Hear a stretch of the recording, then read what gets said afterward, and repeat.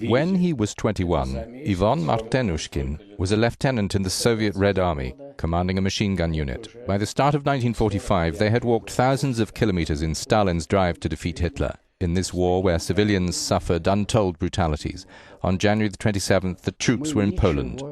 We were moving around Krakow. We didn't know a thing about any concentration camps in Auschwitz.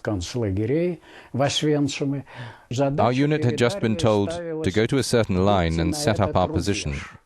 After passing the village of Auschwitz, we came to a huge field with barbed wire all around it and strong concrete pillars. So clearly the barbed wire was electrified. The pillars showed that. Martynushkin has many medals, but not for liberating Auschwitz. There isn't one. It wasn't even a defined military operation. The vast camp was practically abandoned. The somewhat stronger prisoners had been marched off to other camps. A few thousand of the totally exhausted were all that had been left in Auschwitz.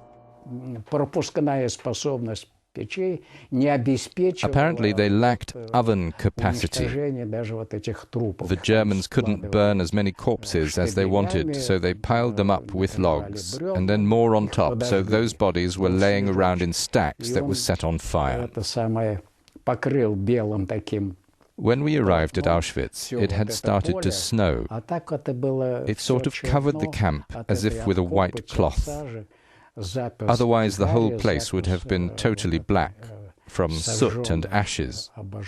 Even when we were approaching the camp, we already got this very special smell of burning flesh, burning human bodies. The smell filled the air all around the camp. The first meeting of the liberators and the liberated was far from uplifting. The soldiers had no medicine or extra food with them to give the prisoners. The famous pictures capturing the historic moment of liberation were taken a few days later by Soviet cameramen who were brought in. The journalists who came acknowledged that some shots were staged. We approached a group of prisoners, face to face, blackened faces. Some were covered with blankets, patchwork. Then we saw their eyes sparkling, glittering.